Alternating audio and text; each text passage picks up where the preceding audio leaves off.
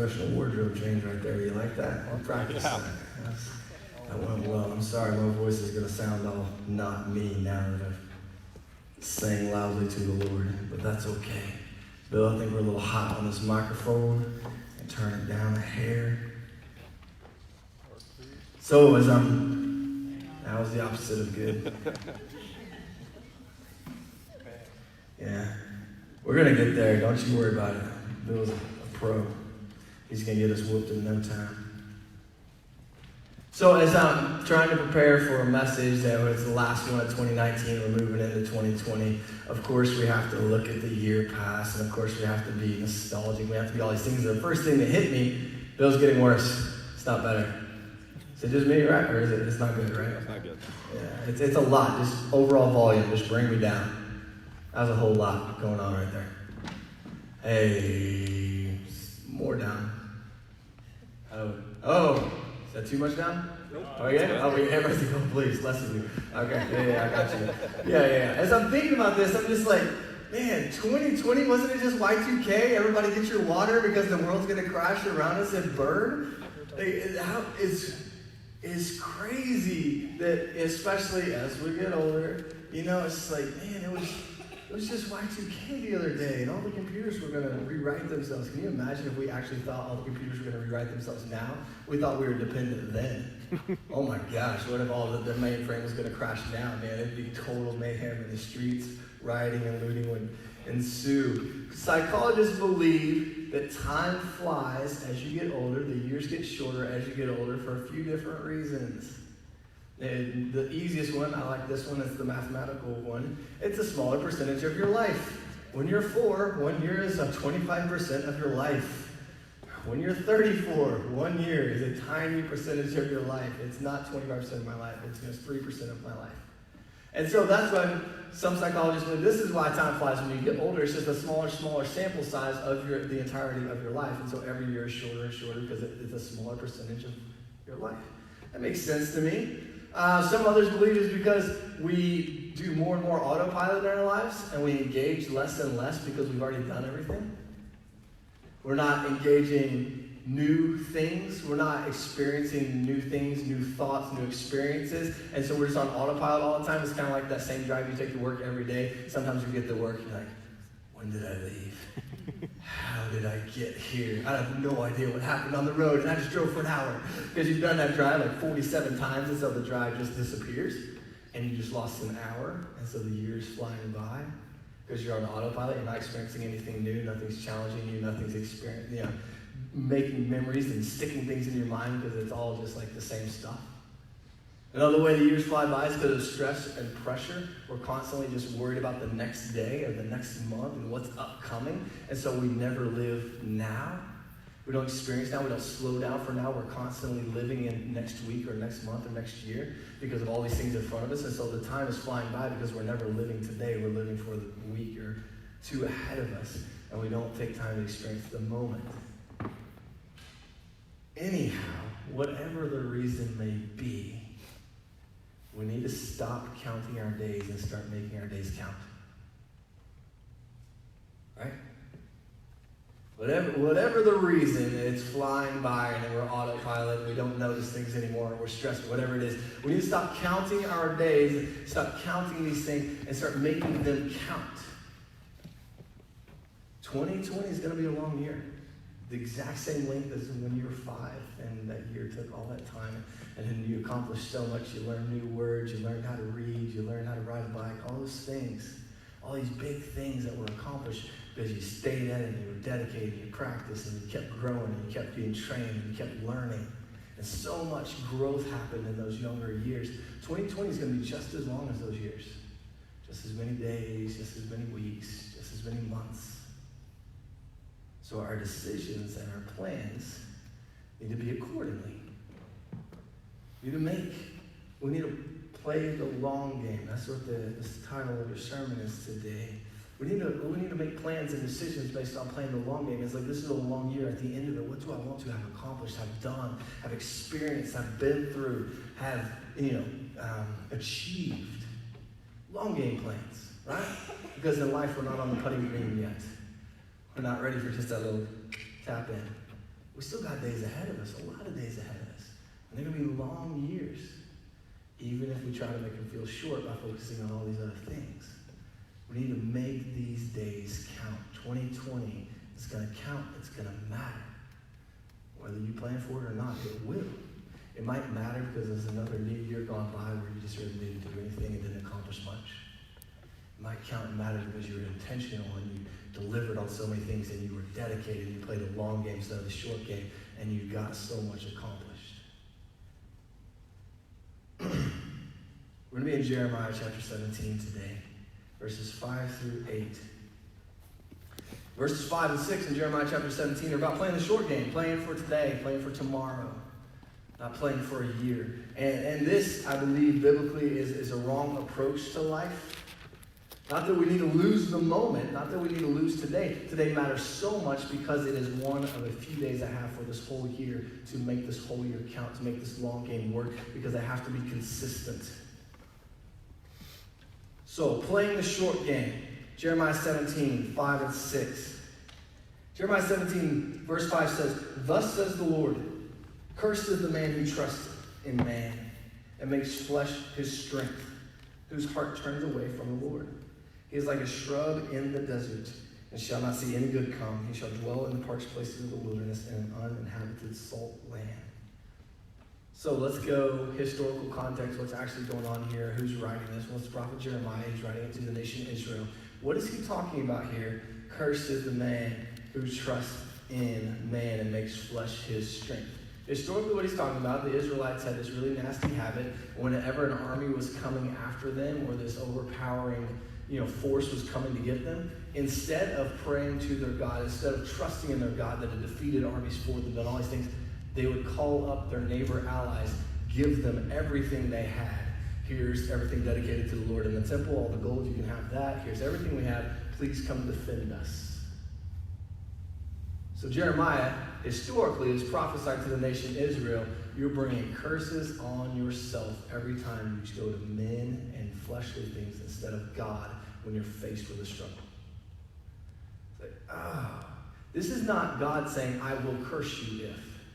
He's saying you are doing this to you. This is the classic shooting oneself in the foot. You are putting a curse on your life every time you face this struggle. This thing comes at you, this big, overwhelming, insurmountable obstacle, and your option is, where's the fleshly way? Where's the man's way? Where's my way to fix this? Instead of saying, going to God, instead of going to God. It's part of playing the short game. What's my immediate fix right now? How can I get this work? How can I get this handled? Let me go handle this right now, and then I'll talk to God. And the thing is, it's Israel. They did this over and over and over again. You read the Old Testament, they're constantly trusting in man and trusting in flesh and trusting in riches to be their savior instead of their God.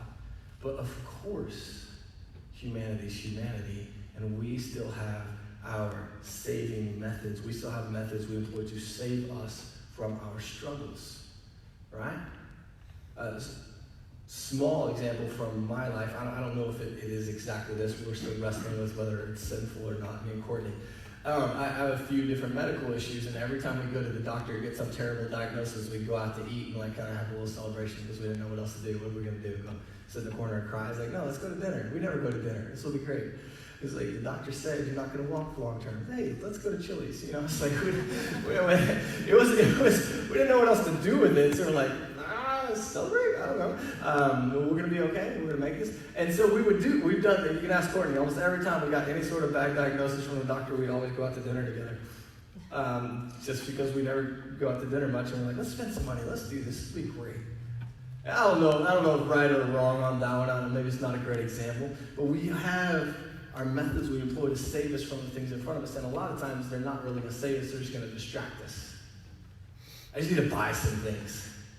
Just need to buy some things so I feel overwhelmed, I feel like we don't have any money and everybody else does, and so let's just do that. I just need to go shopping. I just need 2 glasses of wine tonight to fix it for sure. I know that's more than normal, but let's do this. I don't know what it is, but we are not different from Israel. Humanity has always been humanity, and we always have those insurmountable things in front of us, and we will turn and put our strength in flesh, put our trust in man. And the definition, what God tells us will happen when we do that, is our life will be cursed, which is not exactly where we want to go. I mean, this is not like the Mummy and Brendan Fraser cursed. This is like real. It's not weird like that, It's more like, man, I keep getting better for a little bit and get worse long term. Cursed. That's my trajectory of long-term negative, even though short-term positives. It's very interesting. He says in verse 5, he says, makes flesh his strength. It reminds me of Isaiah 40:31. It says, those that wait upon the Lord will renew their strength. When we make flesh our strength, when we make ourself be the answer, when we make something that's not God be the answer, that brings negative on our lives, into our lives. So the first thing I was saying in your notes, you want to put this down. Do not put created things in the position of God. This is most commonly done in relationships. I can't tell you the amount of people I've tried to counsel, I've walked with, or helped and stuff, when they just knew this person was the answer to their problems, and once they got together, and once they were married, or once they lived together, or once they had kids, that was the answer. It's so unfair because every time that happens, you end up hating that person that was your savior because you put an unfair pressure on them to be something they can't be. You can't be God. And if someone tells you, you're my whole world, you're everything that matters to me, they have now cursed your relationship because one day you'll let them down.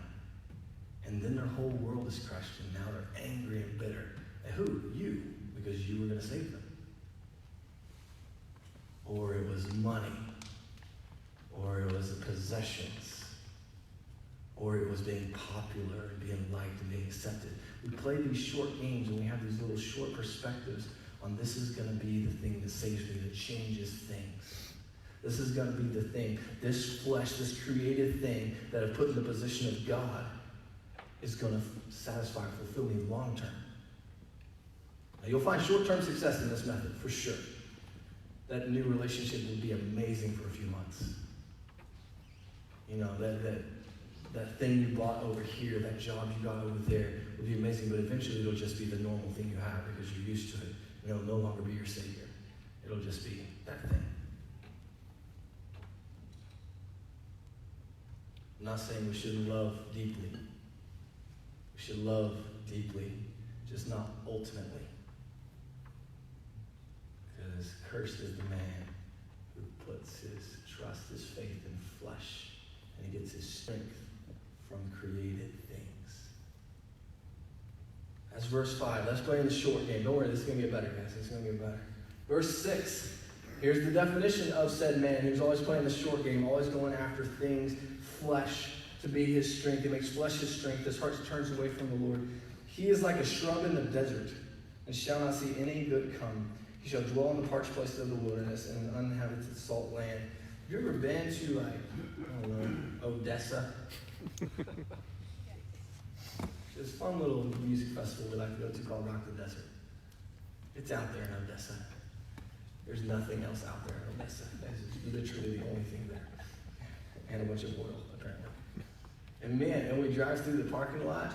It's called Rock the Desert because literally it's the desert, and they just put an irrigation arm out there year-round, so there's grass in the desert, and they have a music festival once a year. And that's it. The parking lot is desert. So you drive around out there, it's just dust clouds, tumbleweeds, and mesquite trees that are that big. That's it.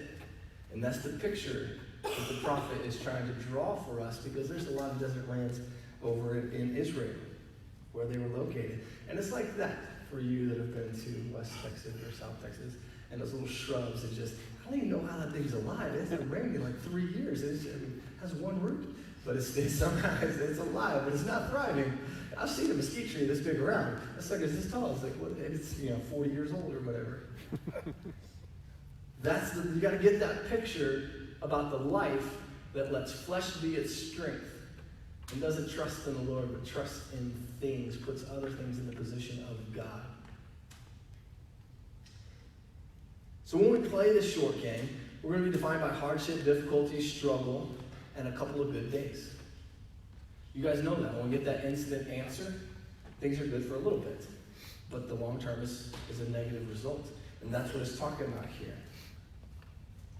So as I've thought on this, studied this, looked into this, short game decisions are always the enemy of the long game victory. So the biggest enemy of best is good. And the biggest enemy of completion is progress. You ever notice that things got good enough, so I never got to the best? I finished enough of it, so I never pushed to the end. When we live life according to the quick answer in the short game, we are cursed with bad years and bad outcomes when we trust in the flesh. That's what the word says for us. And we have an option. We can have some good days and a bad year. Or the preferred method of we'll have some bad days, but a good year. Playing the long term, playing the long game, trusting in the Lord instead of trusting in flesh, going for the instant answer, going for the immediate satisfaction. Think, guys, all this in the context, we have a year in front of us. We have 2020 in front of us. And at the end of it, we're really proud and happy with this year, saying, yeah, there was some rough spots in there, but I was faithful and I stayed trusting in the Lord and not in flesh. And at the end of it, it's like, man, I've grown. I've seen God's hand work. I've seen these things. Or at the end of it, we say, man, that was a bad year. There was some good times in there. But those weren't the answer. Playing the long game in 2020, verses 7 and 8. This is the good stuff. Blessed is the man who trusts in the Lord, whose trust is the Lord. He's like a tree planted by water that sends out its roots by the stream and does not fear when heat comes, for its leaves remain green, and is not anxious in the year of drought, for it does not cease to bear fruit. So that's interesting. That first verse it says, blessed is the man who trusts in the Lord and whose trust is the Lord. Kind of seems redundant. But what it is one of those words in trust is a verb and one of them is a noun. So what does that tell me? Trust equals action. Trust equals confidence. I will actively trust the Lord and do as he says. I'll actively pursue him. But I will also, my trust is the Lord. I have confidence in the Lord that his way will work. And his way is right. That at the end of 2020, his way will look the best and will have the best result. So this must lead us to conscious decisions to act on faith. Because conscious decisions, verb, action, to act on faith, confidence. Now, trust.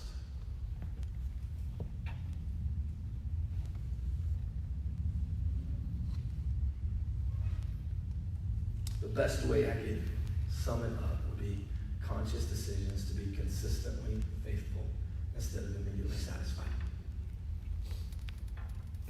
I'd like to unpack that a little bit. A statement, conscious decisions to be consistently faithful instead of instantly satisfied. That's every day. That's day to day. That is detail-oriented, playing the long game, not the short game, even though it's moment by moment. That is honesty above money. That is diving into the Word of God instead of extra sleep. Right? Long game, short game. I'm tired today. First is, I need the Word. I need God's Word in me. Because guess what's more important than an extra 20 minutes of sleep today? Truth. Playing with your kids instead of giving them a tablet or putting on a movie. Long game, short game. There are those days. Man, guys, this is a rough day. Y'all can watch Lord of the Rings. Go nuts. Give me 3.5 hours. Give me some time. I'm like, I got you. We can't get there. We can't live there as a habit. I gotta jump on something and shoot my kids with a Nerf foam dart and say that I'm Legolas, you know? Like, we gotta be a part of that thing. Short game, long game. My kids aren't gonna remember how great it was to watch The Lord of the Rings 37 times in between the ages of 5 and 7. They're gonna remember me playing with them. At the end of 2020, I'm not going to be proud that my kid has seen every Star Wars thing on the Disney Channel, even though they're working hard to get there. I'm not going to be proud of that. I'm going to be proud of the times we were fishing together and they caught fish, or we were camping together, or the time we played in the backyard with the dogs, or the fact that they know I love them more than I love my peace and my comfort and my time. How about getting real deep and difficult into this, confessing our sin instead of ignoring it? Short game, long game. When I know I'm living wrongly, my instant answer is to just ignore that and focus on the things I'm good at, right? We've always been told that. Don't worry about your weaknesses, focus on your strengths. It's not how it works when we live sinfully before the Lord. Because that darkness will grow. Being available to accountability is hard, but it's a good long game because your friends speak honestly into your life and it hurts real bad. And you want to be mad instead of listen. But if you learn to say, I'm going to hear you, I'm going to hear what God says about that, and maybe this will take me a few months, but I think I can get better. I played this long game in 2020, and at the end of 2020, I'm like, man, that anger issue I had, that thing's almost gone. Because I let people speak into my life, and I put myself before the Word of God regularly, and I prayed every day.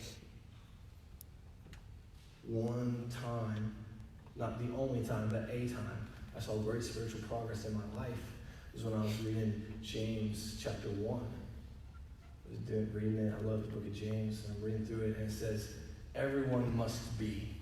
And for the very first time when I read that, I realized, oh wait, this is a straight command from God, and if I don't do this, I'm living in sin.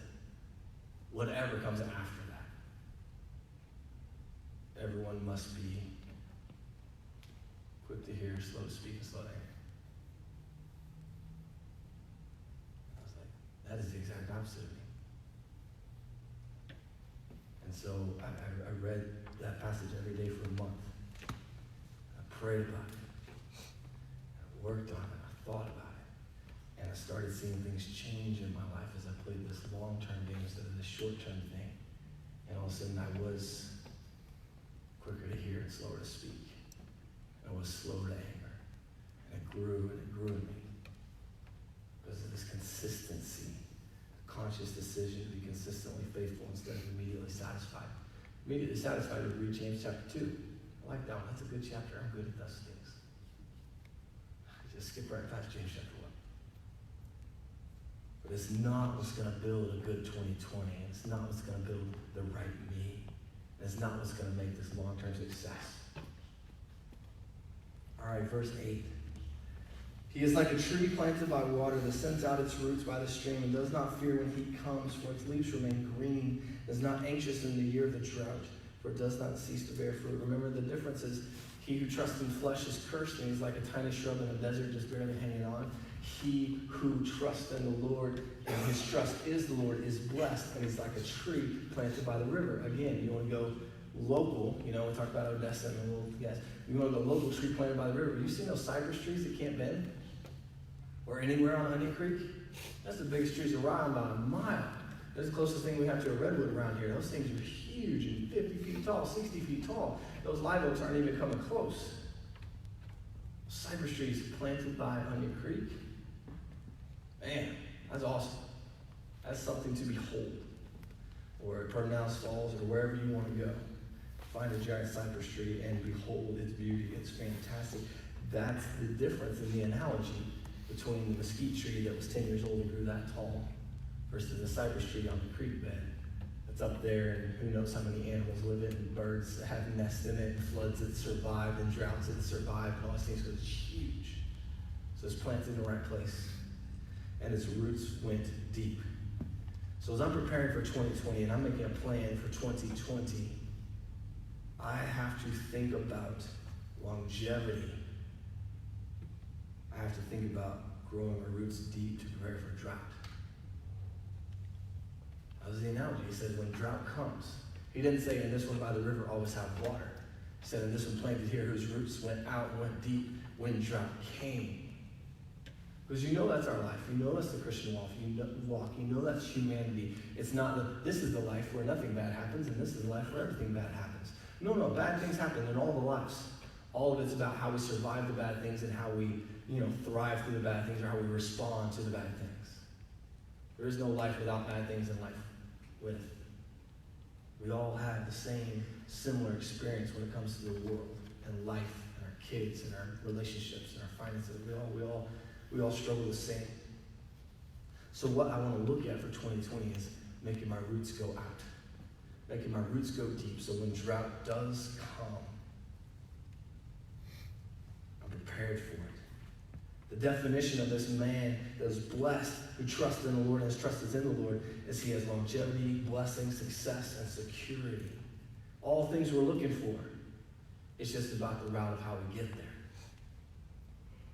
So root growth is unseen and the most important aspect of a tree, right? A tree can't go up unless it goes down. So a while back, about 8 or 9 years ago, this monster pecan tree blew over on a ranch we were taking care of. And when we went over there to look at it, what the deal was, like half of the roots were rotted out. It couldn't stand up. And the root system was no good. And so a wind came, there's like 20 giant pecan trees in this field. One of them's laying down dead. Didn't have the roots to make it happen. So for 2020, that's what I want us to prepare for, to think about how do we grow the root system so when that storm does come, we're all still standing. We're all still producing the way we should. Focus on growing deep so that fruit can always be produced. That's what it says in verse 8. It says, even in the drought, he's not anxious, so he does not cease to bear fruit. So what I'll say to you is drought doesn't rob my witness, it proves my depth. Bad things happening into your life does not make your God look bad. Doesn't make your God look weak. Your response to the things that happen in your life are what people see as God's presence in your life. Your response could be, pull my hair out, the world is falling, I'm going to die because look at this thing that happened because I trusted in flesh and I trusted in man instead of God. That makes people laugh at our God. They say, oh, where's your God now? Everything, you only loved him when things were good. Isn't that what Satan said about Job in God's presence? Of course Job loves you. Everything in his life is perfect. He will curse you when things go wrong. That's the story of Job. And God said, no, he won't. Do what you want to him, he won't curse me. And God was right, he didn't. He had deep roots.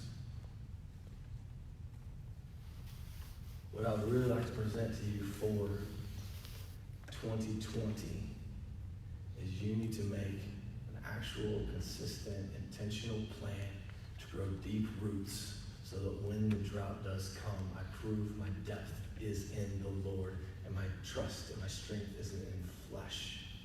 Because that's the only untouchable life, right? Paul, the apostle, lived the untouchable life. He's in prison. He's saying, rejoice. Rejoice in all situations. Rejoice at all times. Everybody rejoice with me. Paul gets arrested and chained to a guard. He said, man, isn't this awesome? Now all the guards have heard about Jesus. What are you going to do to that guy? So are you kidding me? We did the worst we could to him. And Peter and John, after Pentecost happened, they got beaten for sharing the gospel, and they went back to meet with their church, and the church rejoiced because they felt it was such an honor to have been considered worthy to suffer like Jesus did. What are you going to do to these people? What are you going to do to these lives? When Paul said, even if I'm poured out as a drink offering, I'm sacrificing service for your faith, I rejoice and I'm glad in it. What are you going to do? You can't touch those lives, guys. Your life cannot be touched by the evil one, by circumstances, by people, by that rude person that's always trying to get under your skin. You can't be touched when your strength is not found in flesh, but your trust is in the Lord, and your trust is the Lord. And you display that with action and confidence. Make the plan. Courtney, fortunately, is an excellent leader of our family and drags me along for the ride. She's made us the last few years sit down and make, what do you want to accomplish? What's your goals for 2020? And we haven't done it this year yet, for the last few years. And 1 year, Greg was like, I want to ride a bike this year. Kimber's like, I want to learn how to read. I want to this and that. And we look back, hey, you did it. I'd like to encourage you to sit with your family, with your spouse, with yourself if you're single, or your roommates or whatever. And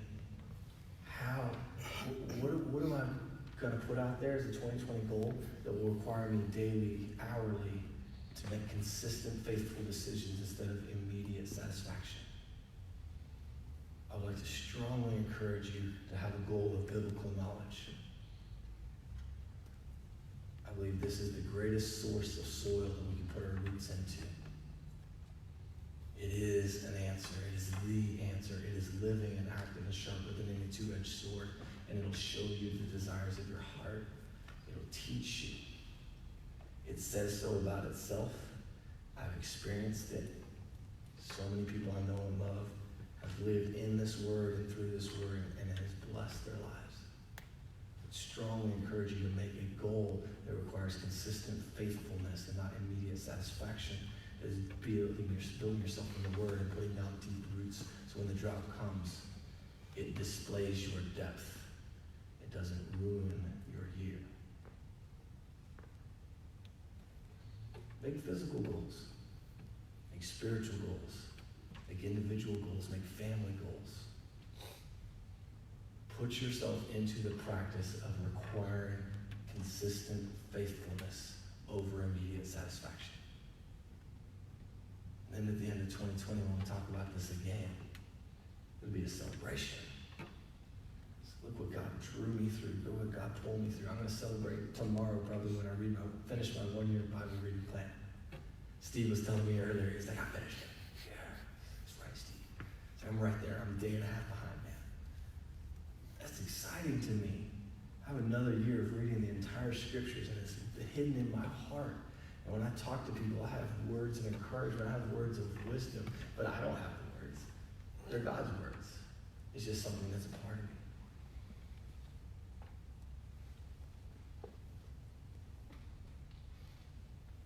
How will you send out your roots so that you can be the tree planted by water?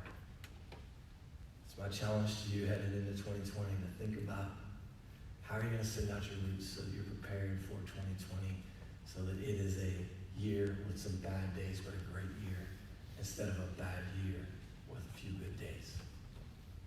Because that's what we're after.